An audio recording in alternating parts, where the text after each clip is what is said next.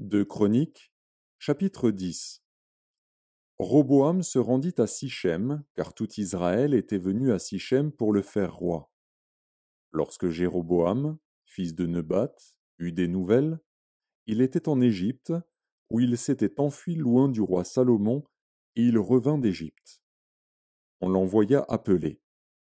Alors Jéroboam et tout Israël vinrent vers Roboam et lui parlèrent ainsi.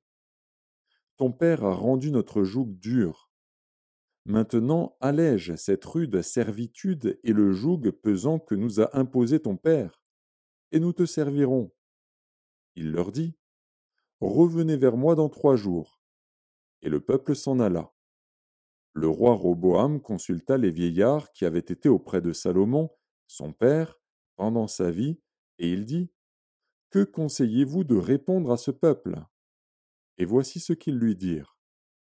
Si tu es bon envers ce peuple, si tu les reçois favorablement, et si tu leur parles avec bienveillance, ils seront pour toujours tes serviteurs.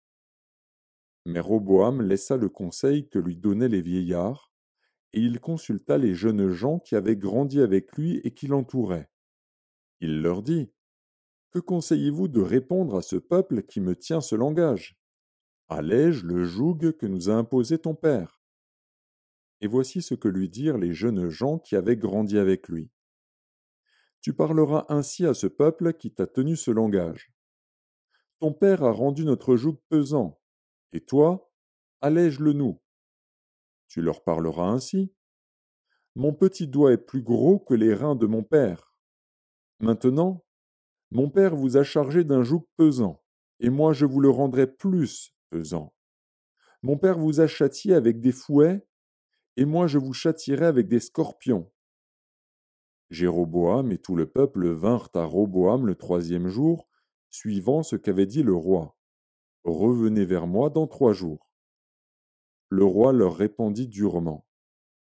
Le roi Roboam laissa le conseil des vieillards et leur parla ainsi d'après le conseil des jeunes gens.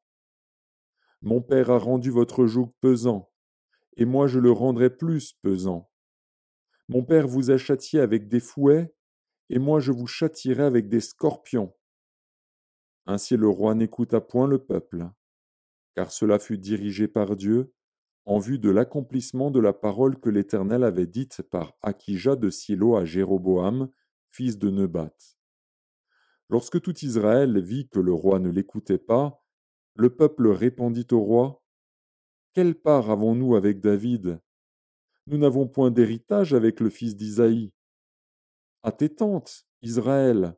Maintenant, pourvois ta maison, David. Et tout Israël s'en alla dans ses tentes. Les enfants d'Israël qui habitaient les villes de Juda furent les seuls sur qui régna Roboam. Alors le roi Roboam envoya Adoram, qui était préposé aux impôts. Mais Adoram fut lapidé par les enfants d'Israël, et il mourut. Et le roi Roboam se hâta de monter sur un char pour s'enfuir à Jérusalem. C'est ainsi qu'Israël s'est détaché de la maison de David jusqu'à ce jour.